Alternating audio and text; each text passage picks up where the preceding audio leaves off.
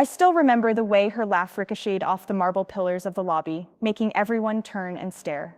I had just stepped out of the elevator, portfolio clutched in my hands, ready to bring coffee to the partners for the 9 a.m. pitch meeting. My nameplate read Executive Secretary, and I dutifully learned every principal's coffee order by heart: black for Hank, oat milk latte for Priya, triple shot espresso for Marco. But none of that prepared me for the venom in her tone. She was tall, in a crisp navy suit that cost more than my yearly salary, heels that clicked like a metronome down the hallway, and a face so perfect stone it was almost intimidating. I was delivering her almond milk chai with a tentative smile when she caught my reflection in the mirrored wall and said, loud enough for every intern to hear, "Oh, look, the little secretary brought me tea. How quaint. Do you photocopy too?" My cheeks burned. I dropped the tea with a careful clink on the marble side table. Worse, I spilled a few drops. The warmth seeped through my blouse, and every eye in the lobby felt like an X-ray into my humiliation. I blinked back tears. "Tea for Miss Caldwell," I managed, my voice trembling as I stepped back. She didn't even bother to smile. "Thanks," she snapped, glancing at her watch. "I suppose if you ever want to do something more substantive, let me know." Then she swept off to the elevators, leaving me clutching the empty tray like a life raft. I sank onto the bench, sliding to the far edge so nobody would sit beside me. Just another morning of being invisible. I had worked at Whitlock and Pierce Investment Bank for 3 years, earning my stripes as the secretary for the firm's 2 founding partners. I knew every calendar entry, every flight itinerary, every client dinner reservation. I smoothed my skirt, took a breath, and stood. I wouldn't let her see me cry. I had a meeting to prepare, and a day's work couldn't wait for her petty wrath. I'd met Miss Caldwell, Eleanor Caldwell, CEO of Caldwell Tech, with the partners a week ago. They wanted her $200 million commitment for a joint venture, a transformative move for both companies. When the partners fell ill with a stomach bug on Sunday night, they called me at home just after midnight. "We need your help," Hank had rasped through the phone, voice wavering. "Whitlock and Pierce can't afford to lose Caldwell Tech. If you can get us in front of her Monday, we'll give you a promotion." I blinked at the ringing phone. "Promoted to what?" Hank coughed. "Interim CEO. Seriously. Our board empowered me to appoint an acting head if we were incapacitated. You know the deal inside out. You took all the notes. You know this client." I laughed, actually laughed, until I realized he was deadly serious. "So, you want me to dress like you guys? Run the meeting?" He cleared his throat. "Paperwork's in your inbox. Board minutes, ratified at 10 p.m. You're officially in charge. Bring on Caldwell Tech. Lock the $200 million. We'll be back Tuesday. I hung up and stared at the ceiling. Me, every time I ordered salad, I stuttered.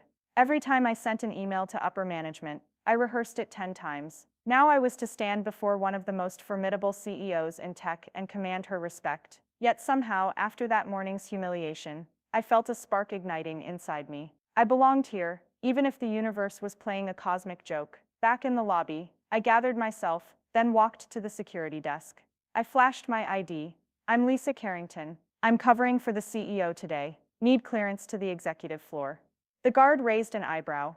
"Carrington? That means you're—" he started. "Interim CEO," I said firmly. "Board resolution will follow.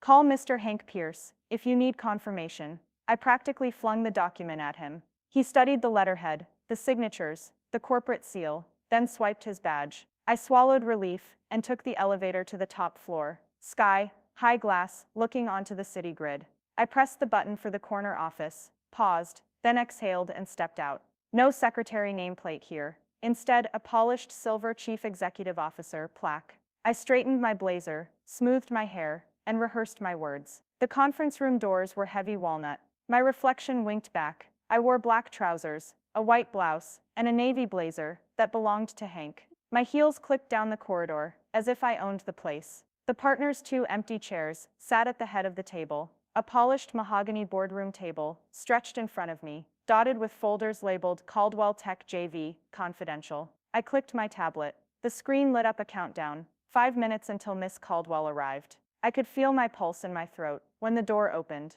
Miss Caldwell walked in, exactly at 9. Her stately stride, the cascading dark hair, the crisp black pantsuit, it all screamed power. She gave me a cold appraisal, like a chess grandmaster, sizing up an opponent 3 moves ahead. "Lisa Carrington," she said, voice smooth. "I expected Mr. Whitlock or Mr. Pierce. I hear they're indisposed." "They're recovering," I said. extending a hand with a practiced confidence I barely felt. I'm filling in as acting CEO. Thank you for meeting me. Her eyes flicked to the empty seat on my left, then back to me. Very well, let's begin. I commanded the seat at the head of the table. She sat to my right, assistant with her notes on the left. The closed doors felt like a shield against the lobby's gossip trains. I looked at the folder in front of me, Miss Caldwell's term sheet, a million-line spreadsheet, an annotated PowerPoint. I opened with my voice steady. Eleanor, we've been aligning for months, and I wanted to ensure we capture every value point before the board reconvenes Tuesday. I propose a co-development JV. Whitlock and Pierce holds 45% equity, Caldwell Tech 55%. We'll pool R&D, split capitalization, and target a Q4 market launch.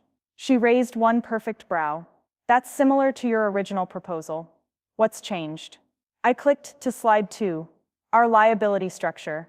After thorough market risk analysis, we recommend hedging our option with a 10% reserve fund to cover any regulatory delays. That reduces our target equity realization by 3% but secures launch windows globally. Additionally, we propose expanding IP cross-licensing to include your biometric security patents, worth an estimated $50 million in value. I paused. In exchange, Whitlock and Pierce will extend a $20 million unsecured credit line for Caldwell's supply chain expansion. Her lips curled, an almost smile. You've thought this through. I leaned forward, channeling every white-collar thriller I'd binge-watched. I have the benefit of Mr. Whitlock's discipline and Mr. Pierce's strategy, plus 2 extra days to refine risk curves. She chuckled, a genuine laugh that softened her edges. You speak like an executive, Lisa, not a secretary. I paused, let it hang. Because today, I am one. She studied me for a moment that felt like an X-ray through my soul. Then she leaned back. Okay, you've earned it. I accept the revised terms. Let's draft the JV agreement. My pulse thundered. Wonderful. I tapped on my tablet, opening a live document editor. I'll send you the initial draft via secure link. Once approved, we'll have our heads of legal finalized signatures by tomorrow evening. Her eyes met mine. Tomorrow evening. Good. And Lisa, thank you for rescuing this deal. I smiled, the door to unimaginable possibilities swinging wide. Thank you for your trust. I lingered as she left, savoring the victory. I sank into the leather chair at the head of the table and closed my eyes for a beat. The gravity of what I'd done, shutting down the mocking lobby incident, stepping in as interim CEO, negotiating under fire, sealing a $200 million deal before lunch, thundered through me. When I opened my eyes, the partners' doors were flung open, the boardroom bustling. Hank Pierce stormed in, dripping sweat, grinning like an escaped convict. Lisa, he cried. Deal's locked. 20 minutes left on the clock before their board call. You're a legend. Priya, the COO, clapped me on the shoulder. Bloody brilliant, Carrington. You saved our hides and made us look good. Marco, the CFO, high-fived me. That credit line virus clause, pure genius. I straightened my blazer. Just doing my job. They laughed, ushering me to the mini fridge where champagne flutes waited. I poured myself a glass, savoring the bubbles that felt like pure triumph. Later that afternoon, on the 47th floor balcony overlooking the city, I raised my glass to the skyline. The hum of traffic, the glint of sun on skyscrapers, it all felt like a new dawn. Below, the lobby buzzed with whispers about the secretary who isn't a secretary, while on every trading floor and in every boardroom, my name quietly circulated as the one who had turned an office embarrassment into our biggest win yet. And in that moment, I understood something profound. The world is full of people who underestimate you when you don't fit the expected mold. But when you step into your own power, even if by an accidental twist of fate, you can move mountains and rewrite the rules. Because sometimes the smallest job title holds the greatest potential, and the person you least expect is the one who changes everything. I slipped back into the boardroom just as the champagne glasses were being passed around. Hank was mid-toast, his voice warm with relief. To Lisa Carrington, he boomed. Our hero, our savior, our temporary CEO. Laughter rippled around the table. I raised my glass, feeling the bubbles tickle my throat. This was my moment, proof that titles mean nothing next to preparation, presence of mind, and the willingness to step up. Within hours, word of the secretary, who closed $200 million, had spread through the firm's glass-walled corridors. In the elevator, colleagues who once only waved politely now stopped to congratulate me. The receptionist slipped me a post-it note with a smiley face and a hastily scrawled, "You rocked it." The interns peeked out from their cubicles, smartphones poised to capture my triumphant ascent back to the CEO suite. But amid the accolades, I still had work to do. The JV agreement had to be finalized, countersigned, and delivered by tomorrow morning's deadline. I dove back into my tablet, reviewing the red-lined edits from Eleanor and our legal team. My first stop, the legal department. I found our lead counsel, Miranda Shaw, an Ivy-educated powerhouse, whose usual demeanor was frosty at best. "Lisa," she said without looking up, "we need your signature on 3 clauses here, here, and here.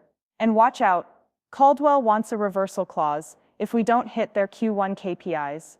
I tapped through the edits, reading carefully. "Understood," I said. "I'll approve these if we can adjust the KPI thresholds to 75% of target with a 6-month cure period before reversal rights kick in." She paused, lips pursed. "Then deal." She glanced at me, a hint of respect in her eyes. "Nice work with Caldwell," I smiled. "Thanks. Let's wrap this up." By late afternoon, the document was locked. I ran through each signature line, double-checking every initial. Finally, I tapped send for signature and watched the email fly to Eleanor Caldwell, Hank Pierce, and the board's digital signatories. Then, as the sun dipped below the skyline, I retreated to the corner office. I sank into the leather chair behind the chief executive officer, plaque, legs up on the desk. Outside, the city lights blinked on, hundreds of windows illuminating a metropolis of possibilities. In the quiet, my phone buzzed. It was Eleanor Caldwell. Tech board has signed. 200 MJVO, I exhaled, letting the weight of it all settle. Another text buzzed, from Hank. "We owe you so much. Promotion pending. Let's celebrate tonight." I smiled, then texted back, "Let's." That evening, we gathered at a rooftop lounge overlooking the glittering city. Hank poured the champagne, Priya handed out hors d'oeuvres, and Marco took selfies with everyone, including me. Eleanor joined us, still in her impeccable suit, but her eyes were soft now, genuinely admiring. "Lisa," she said, raising her glass, "you showed me something today that leadership isn't about titles, it's about courage. You have both in spades." I met her gaze, warmed. "Thank you. It was a team effort." She nodded. "Well, teams need captains. And tomorrow morning, you have an office waiting with your name on the door." As the city's lights shimmered below, I realized my world had shifted. The little secretary had signed her first major deal, not as an assistant, but as the acting CEO steering a $200 million partnership into reality. I hadn't just saved the firm, I'd shattered every expectation about who could lead. And as laughter, clinking glasses, and the hum of celebration swelled around me, I knew that this was only the beginning. Titles might change, lines on business cards might blur, but the woman who had carried coffee and taken notes would always remember this night, the night she rose, unapologetically, to claim her seat at the table. Because sometimes the door opens only when you seize the handle yourself, and once you've stepped through, there's no turning back.